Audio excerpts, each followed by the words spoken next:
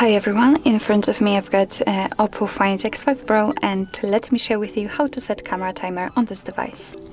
So first of all, let's open the camera app, and here we have to switch to the photo mode if you're not currently on this option. Now we can enter the settings, which are in the right upper corner. Simply tap on the three dots icon, and as you can see in this option bar on the second position, we've got the timer. So we've got three different options connected to it.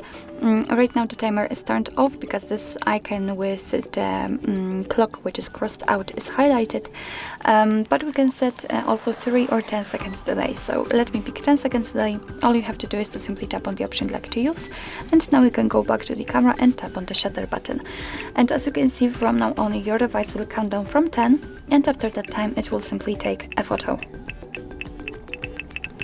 Of course, the same situation will be with 3 seconds delay, but your device will count down from 3. Of course, you can turn it off just by tapping on this crossed out icon, and from now on your device will take photos right after touching the shutter button. So actually, this is it. This is how to set camera timer in your OPPO Find X5 Pro.